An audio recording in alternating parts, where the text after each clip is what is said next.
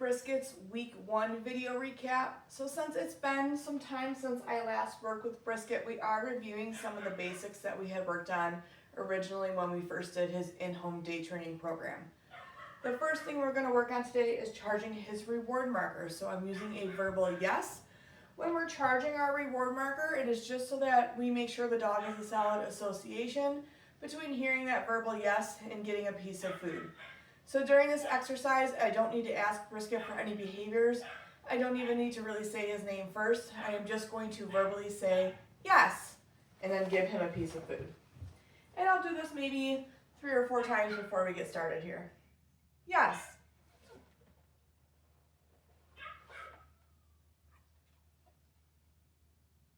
Yes.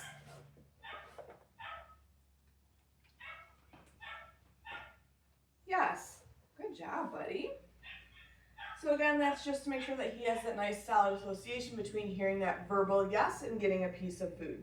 It should be so strong that if he were looking in the other direction when we're charging his reward marker, if I said YES, he should turn in my direction to take that food. That's how powerful that reward marker should be. Right from here, we're going to review following a food lure. So for this, I'm going to hold a piece of food flat in my hand with my thumb, and my palm is going to face Brisket. So the goal with this is I want to keep him connected to that food and continuing to lick it as we move together. I'm just going to take a couple of steps. As long as he moves with me and stays connected to that food, I'll mark it with my yes, and then I'll release it to him.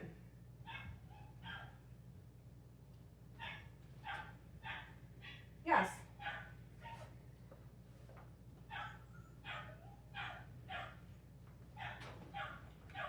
Yes.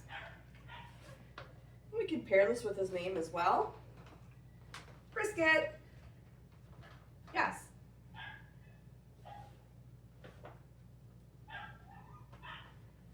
Brisket. Yes. Okay, and I like to practice this exercise with both hands. Brisket. Yes.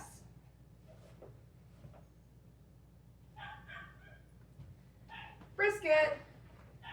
Yes. So I like to work on food luring for a couple of reasons. Probably most importantly because we can use food luring to teach our dog new positions. So I can use food luring to get him into a SIT. I can use food luring to get him into a DOWN. I can use it to get him back into a stand. But we need to make sure, yes, that our dog is good at following a food lure before we can use it for things like that. So the way I like to practice that is just to get them moving with me. Good job, buddy. We did just quickly review stationary positions, so our sit and our down. When I am practicing these, I do prefer to work on one or the other instead of doing both at the same time. Reason being, if we continually ask our dog for a sit, then a down, what will end up happening is they'll anticipate we're just going to ask them for that down afterwards, and they will offer it to us when we ask them for a sit. They'll just kind of bypass a sit altogether and go right into a down. So I do recommend it for practicing stationary positions to maybe do a couple sits, move on to a completely different exercise, and then come back and work on some downs. So we're going to work on our sits first with him, and then we'll move on to something else, and then we'll come back and do those downs. So I am going to use his release cue. I've been using okay. For this, I might toss a piece of food away, okay, after I say his release cue. But eventually we are going to want to fade out the food on the release cue. So you can either toss the food away, or you can say okay, and you can physically take a few steps to encourage him to get up out of position. I'm fine with either one. If you do tell him okay and he doesn't move, then maybe grab a piece of food and throw it away. But we do want to eventually fade that out. All right, Brisket, sit, yes. Okay, so I am going to reward him a couple times for maintaining that sit position before I say, okay, and toss a piece of food away. So when I'm working on my stationary positions, my sit or my down, I like to teach an implied stay, meaning when I ask you for a sit or a down, I want you to stay there until I release you. I think a common thing that happens is we ask our dog for a sit or a down, we give them the food, and then they're like, all right, I got my food, I'm out of here, and they get up. So I like to work on duration right off the bat, because then eventually we can develop that into a sit stay or a down stay behavior. So I will reward Brisket for initially finding that position. I'll give him a follow-up or cookie or two to encourage him to stay in that position, and then I'll use his release cue to let him out of position. We'll do another one here. Okay. Brisket, sit. Yes. Good boy. Good job, buddy. Okay. Good boy. All right. So from here, we're going to move on to a different exercise, and then we're going to come back and work on our downs. So let's move on to some recall stuff with him. I've been working on doing some foundational recall exercises with Brisket. So I've been using come as his recall cue. I think the most common mistake people make when working on a formal recall is they kind of use and abuse their recall word. So what I mean by that is, whenever I'm doing recall, I will always say my dog's name first to gauge their response. If my dog's not even responding to their name, highly unlikely they're going to also respond to their recall cue. So for Brisket, we're going to charge his recall word that come, because I want to teach him. So recall is an inherently punishing thing for our dogs. 9 times out of 10, we're recalling them to us because we're either going to put them on a leash or bring them inside. We're essentially taking away their freedom. But what I want to teach our dogs is that when they hear that recall cue, it's not punishing. They're actually going to be rewarded pretty heavily for coming back to us. So I'm going to charge our recall word, similar to how we were charging our reward marker. I want Brisket to know that when he hears come, he's going to be rewarded at my feet. So when we're charging our recall word, I don't need to say his name. I don't need to have him on leash. He doesn't actually have to come to me. He's going to because I'm going to be dropping food. But this is just so that he makes the association between hearing come and being rewarded right at our feet.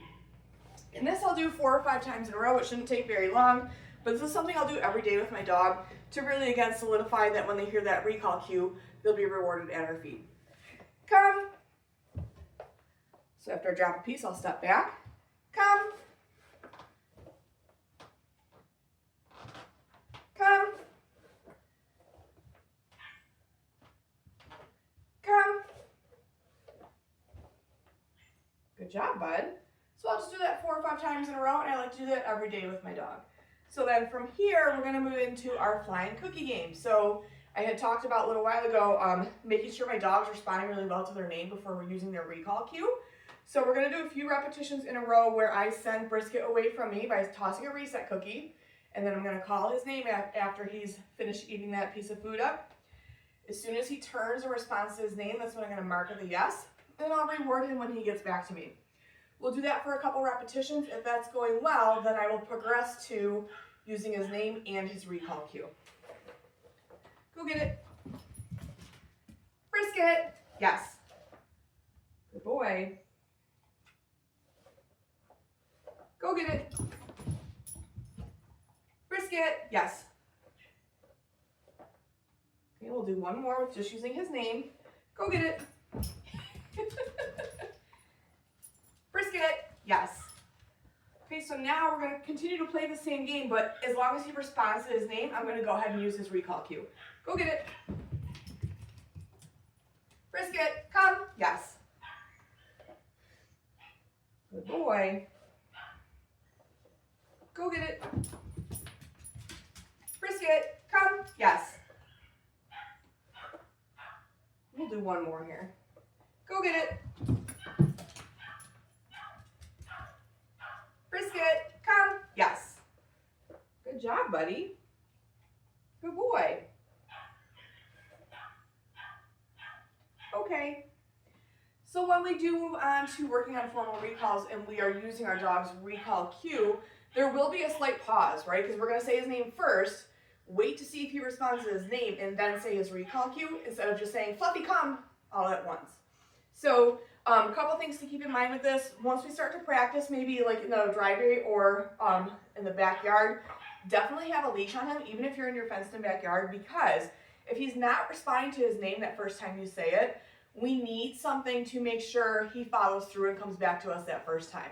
What ends up happening a lot of times is we say, Fluffy, Fluffy, hey Fluffy, Fluffy, Fluffy, and then they start to learn that responding to their name is optional. So with him, when we're working on recall, I really want to get to a point where we are saying his name once, he's responding, or if we say his name once and he does not respond, we can either use that leash to kind of reel him in, make him come back to us. That's one option.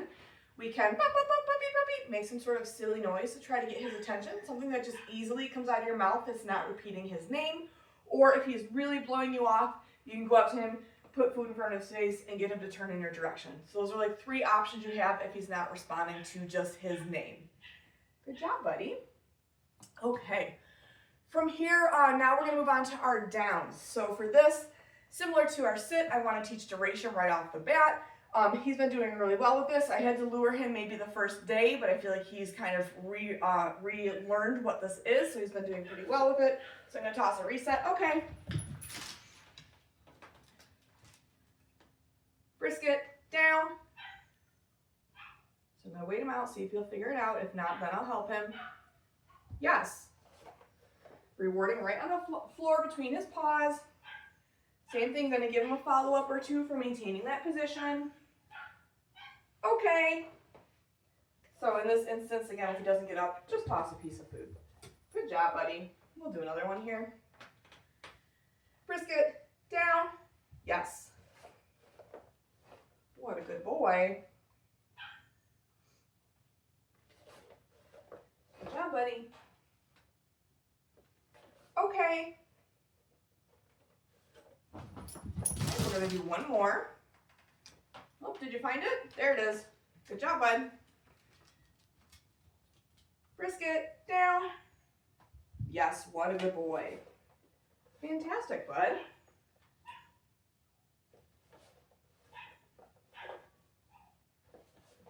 Okay. Good boy. I started to introduce Brisket to the concept of leash pressure this week. So we had talked about potentially walking him on his flat collar versus his harness, just because he does find a bit of conflict still in that harness. But if I'm going to be walking my dog on a flat collar, or really any tool that kind of goes around their neck, I want to make sure that they understand what the pressure on the leash means and how to relieve that pressure. So a lot of times what happens is we pull on our dog's leash and they naturally pull in the opposite direction. It's just their natural response to feeling that pressure on the leash. But what I want to teach Brisket is that if he actually yields to that pressure and comes toward where the pressure is coming from, that number 1, that pressure will be released, and number 2, he will most likely be rewarded for it. So a really nice way that I like to start to introduce leash pressure is by using our stationary positions, our sits and our downs, and pairing it with leash pressure. He already knows sits and downs, and the goal of this is that he's not finding conflict in that pressure. So if I need to, I can pair this with food as well, since this is newer to him, but we're going to try it first with just applying the pressure while I verbally ask him for a sit. So we'll start with our sits here. Okay, so how this is going to work is when I cue him to SIT, at the exact same time, I'm going to put upwards pressure on the leash. So you'll see the leash will be taut. I'm not putting a ton of pressure on it. I'm really just using like 2 fingers. It should be nice and gentle and steady. I am not trying to knock him off balance. I am not trying to pop the leash or jerk it really hard or pulse it. It's just going to be a steady upwards pressure. As soon as his butt sinks into that sit position, I'll release that pressure at the same time that I say yes, and then I'll feed him. Okay. Brisket, sit, yes. Okay, and same thing as we were doing with our sits earlier, I'm going to feed him a couple follow-ups. Okay, and then let him out of position. Good job. We'll do that again. Brisket, sit, yes.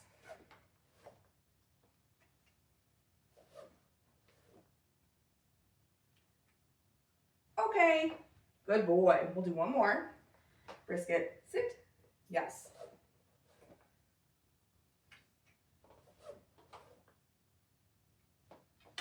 Okay, good job, buddy.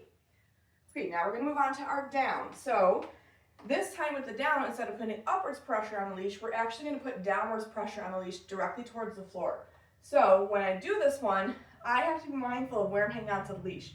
If I'm hanging on to it where I currently am, and I bring it down to the floor, he's not going to feel any of that pressure on the leash. So I'm actually going to grab it very close to where it's connected to his collar, cue him to down, and at the same time, put steady downwards pressure on the leash. As soon as his elbows touch the ground, I release that pressure, and then I'll yes and feed him. So let me get him out of position here. Okay. So hang on to the leash very close to where it's connected to him. Brisket, down, steady downward pressure.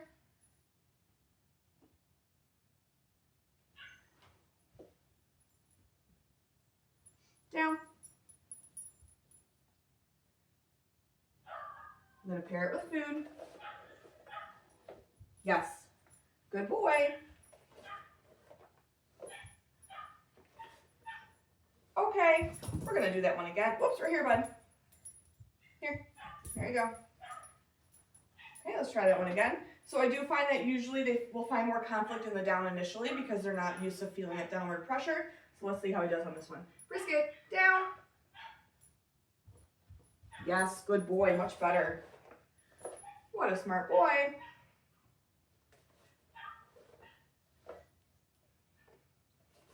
Okay, we're gonna do one more.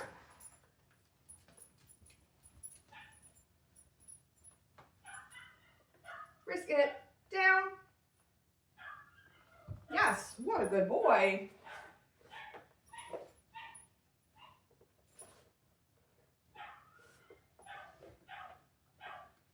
Okay, good job, bud. All right, so then there is one more exercise that I've been doing in regards to teaching him leash pressure. So for this, I'm gonna grab onto this leash. I'm gonna keep it kind of short, so I'm gonna hang on to it about here. What I want to do is I'm going to apply pressure in different directions, and I want to see that he will take a step in that direction that the pressure is coming from. So right now I'm going to pull the leash towards me. I want to see that he'll take a step towards me. Yes. So again, gentle pressure. I'm not pulsing the leash. I'm not popping it. Just steady pressure in my direction. As soon as he moves in that direction, I mark with that yes and feed him. Yes, good boy. So you'll probably be able to see this in the video. When I put pressure on, the leash is taut. As soon as he relieves the pressure, there's a little bit of slack in the leash again. Yes, so not saying anything, I'm not putting a cue to this, just teaching him to yield to that pressure, okay? Then I can also practice going in different directions. So I'm gonna bring the pressure this way. Yes, I just wanna see that, again, he's gonna step towards that pressure, and then I'll mark and reward him. Now I'm gonna bring it this way. If he does this, I'm just gonna wait him out. I'm not applying more pressure, but I'm also not loosening it up. Yes, good boy. We'll do one more to that side. Yes. Good boy. And then we'll do one more towards me. Yes. Good boy. Okay, so a couple different exercises you can do to start to teach him about leash pressure so that when you are walking outside with him, he's not going to the end of the leash and really pulling a lot on that leash. Or if he does go to the end of the leash, he responds to that pressure that he feels on it. Good job, buddy. Good boy.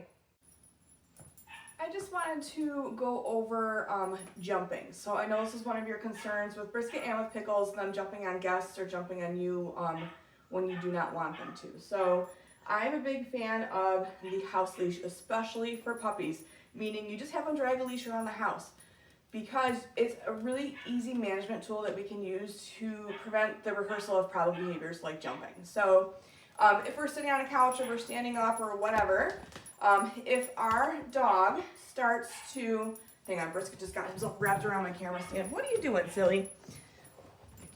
Okay, so if we're hanging out on the couch, or sometimes if we're like loving on our dog, and then they jump up on us, what ends up happening is they jump up on us, we get them off of us, we ask them for a sit or a down, and then we reward them for that sit or the down. So it just creates a loop, right? The behavior starts with the dog seeking attention from us by jumping on us.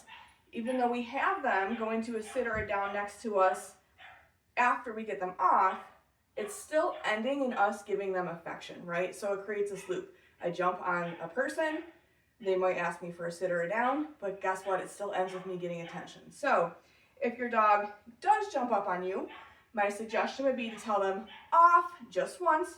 You can use the leash to get them off of you, and if you need to, you can step on it to prevent them from continuing to jump on you. But once they're off of you and sitting down or laying down, I don't want you to then come in and give them attention, right? So we're just going to continue to ignore them after that. And then after they have settled, we can step off the leash. If they choose to come and interact with us again, great, as long as they can interact with us with keeping all four paws on the floor. So that's kind of how we're going to break that cycle of it starting and ending with seeking affection and getting affection. So again, they jump up on you, you tell them off, you step on the leash, then you're just going to ignore them. You don't even need to make eye contact with them. And then when you think that they've settled enough, step off that leash, see if they can reapproach you appropriately. Good job, buddy. I started to review place with Brisket this week, so let me get this laid down here. Brisket, place. Yes. So our goal is that I want Brisket to immediately go over to his mat and settle into a down position. If he doesn't settle into that down after maybe like 10 seconds, then I'll help him if needed. But just as a reminder, our goal is that he's in a down position while he's on his mat. So I marked and rewarded him for initially going on the mat, and then I've been working on moving around the kitchen a bit with him, or not with him, but while he's on place here. As long as he remains in position when I get back to him, I'll mark and reward. Yes. I know you had mentioned you'd like to use this skill like while you're cooking meals. So sometimes what I'll do is like I'll go over to the counter, pretend maybe I'm like looking at a recipe or chopping something up or whatever, but I'm making sure I disengage from him. I'm not even looking at him. And then I'm going to come back and then reward him. Yes. What a good boy. Then maybe I'll go over to the stove. Same with this, I can kind of move stuff around over here.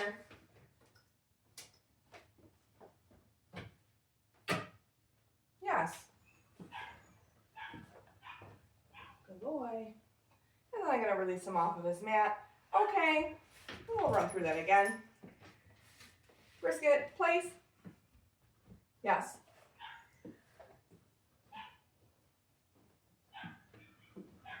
You can practice opening and closing your fridge. Just starting to add in different distractions. Yes. We can also work on knocking something off of the counter, so I'm just going to knock a pen down. Yes.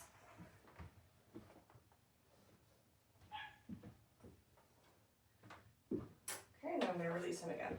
Okay. So we've been practicing this in different areas of the house. I am going to throw a few reps in this video of us practicing outside. We really do want to, good boy, we really do want to be practicing this in any environment that we want to successfully be able to do place. I had talked to Mary yesterday about utilizing place when you need to kind of separate the dogs if they're getting a little too amped up with play. So my suggestion would be to have them both drag a leash when you're in the house. You can get just a thin one that's not going to be real heavy for them. But that way, if you need to kind of give them a break, if they're getting a little bit too wild with their play, you can easily just grab onto their leash. For Brisket, you can send him over to place. And then for Pickles, if you need to like utilize a crate, if you need to kind of give him a timeout for him to settle, absolutely pop him in a crate with something to do, something to chew on, until they've settled, and then see if they can kind of play nicely after that, if they can make a better choice. So it sounds to me like what is happening is a couple things. Brisket isn't really giving Pickles a strong correction, or if he is, Pickles isn't really responding to that correction, meaning it's not really changing Pickles' behavior. It sounds like he does a lot of like puppy biting with Brisket, and Brisket just kind of like takes it. So it might actually be more important to remove Pickles and get Pickles to settle than it is going to be for Brisket. But you can start utilizing this with both dogs, where you have them on a leash, you send Brisket to place. I know that Pickles has been going to puppy class, so we can start to work on place with him as well. Or in the meantime, pop him behind a gate, put him in a crate, something like that, and get them to kind of settle. Good job, buddy. Okay. It's really warm out here, so we're only going to do a few reps, but I have been practicing Brisket's place skill with him on your patio and a little bit in your backyard. So let me lay this down. Brisket, place. Yes. So by practicing in different areas, it's just going to help generalize this behavior. Like, we don't want Brisket to only think it's going to happen in the kitchen or only think it's going to happen in your living room. We want to make sure that he can do this in all areas of the house. Yes. It will help make the skill stronger. And then the really nice thing about place, especially since you're just using a piece of carpeting for him, is you can take it with you. So if you need him to place outside, if you're doing some gardening stuff, you can. If you have guests over, you can, or you can take it with you if you take him places. Yes. Okay. We'll run through that one more time. Brisket, place. Yes.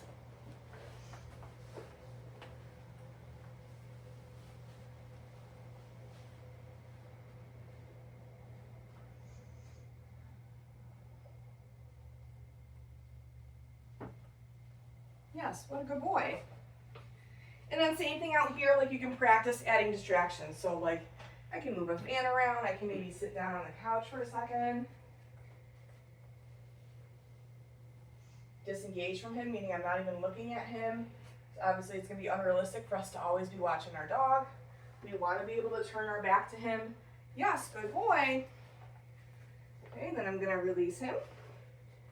Okay, nice job, buddy. That's it for Brisket's week 1 video recap. Make sure you're looking through the email that I send over. It will have written instruction for everything we worked on this week and potentially some additional training videos as well. Good job, Brisket.